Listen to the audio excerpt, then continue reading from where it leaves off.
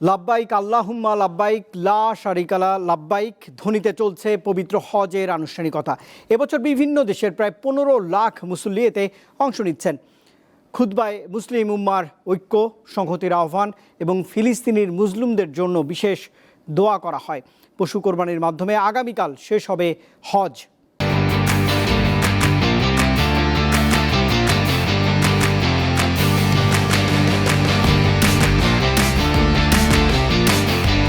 Walton Washing Machine. Simplifying life with hassle-free washing. ঐতিহাসিক আরাফাতের ময়দান, মহান আল্লাহর সান্নিধ্য ও ক্ষমার আশায় জড়ো হয়েছেন সারা বিশ্বের ধর্মপ্রাণ মুসলমানরা।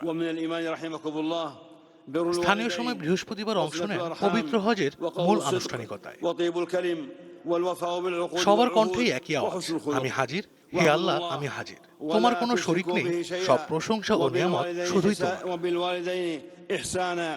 দুপুর 12:10 মসজিদে নামিরার মিম্বর থেকে পবিত্র হজের খুতবা শুরু করেন মসজিদুল হারামের ইমাম শায়খ সালেহ ইবনে আব্দুল্লাহ আল হুমায়ুন।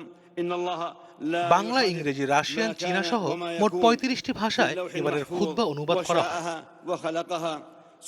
এর আগে ফজরের নামাজের পর আল্লাহর মেহমানরা মিনা থেকে আরাফাতের ময়দানের উদ্দেশ্যে রওনা দেন। সেখানে পৌঁছে নামাজ ও জিকির আজকারে মশগুল থাকেন তারা। আরাফাতের ময়দানে সূর্যাস্ত পর্যন্ত অবস্থান করেন হাজিরা। সেখানে জোহর ও আসরের নামাজ একসঙ্গে আদায় করা হয়। এবছর আরাফাতের ময়দানে গরম কমাতে বসানো হয়েছে 100টি সৌরচালিত কুলিং ইউনিট। 60,000 বর্গমিটার এলাকা জুড়ে স্থাপন করা হয়েছে অস্থায়ী তাঁবু। 500 চিকিৎসক হাজিদের সেবায় কাজ করছেন। রয়েছে বিশেষ মেডিকেল ক্যাম্প।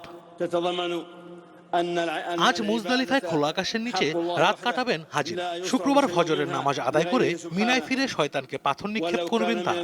একই দিন পশু কুরবানি, মাথা মুন্ডন, তাওয়াফে জিয়ারত ও বিদায়ী তাওয়াফের মধ্য দিয়ে শেষ হবে হজের আনুষ্ঠানিকতা। আশরাফ শুভ, দীপ্ত, বার্তা কক্ষ।